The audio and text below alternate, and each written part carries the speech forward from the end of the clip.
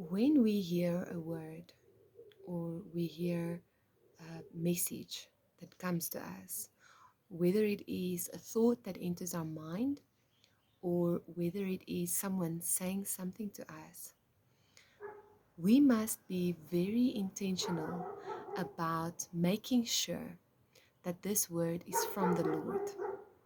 As we connect with the word on day 7, I want to share with you 1 Kings 19, and this is from verse 11. Then he said, "Go out and stand on the mountain before the Lord." And behold, the Lord passed by. This is now Elijah. And a great strong wind tore into the mountains and broke the rocks in pieces before the Lord. But the Lord was not in the wind. And after the wind, an earthquake. But the Lord was not in the earthquake. And after the earthquake, a fire. But the Lord was not in the fire. And after the fire, a still small voice.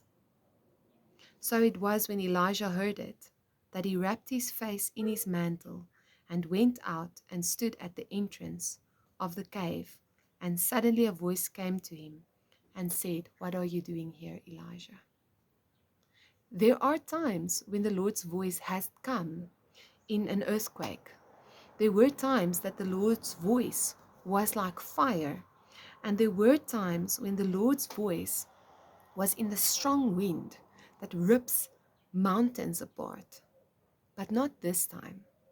This time the Lord's voice was a still small voice. Elijah had to use his ears and discern. He had to ask himself, is this great display of power the Lord? Is it the Lord that is speaking now? And luckily, thankfully for Elijah, he knew the Lord well enough to know when it was him speaking. Sometimes we have loud noises in our ears. We have many voices saying many things. It is our responsibility as camels to tune our ears to the back and to the front and make sure whether it is the sound of the Lord's voice that we are hearing. And that can be difficult because we can have our own voices in our mind, we can have the voice of the enemy, and we can have the voice of the Lord.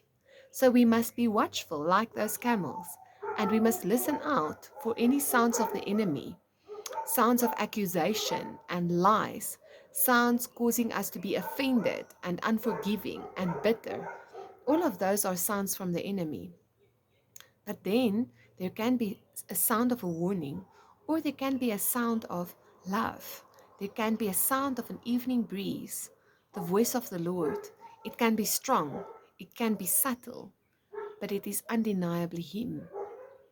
And as we discern His voice, when we hear it and we hear that it's Him, we need to turn our ears to that sound and listen to what it is that the Lord wants to tell us. When we can discern a warning and we share it, then it is like a camel being able to hear a predator coming and making a noise so that all of the camels can run away. Remember, we are bringing heaven to earth. You are made to bring heaven to earth. May the sounds of heaven permeate through your being. May you be able to hear the sounds of heaven with your spiritual ears. And may you be able to overflow with those sounds into the world around you. Be blessed.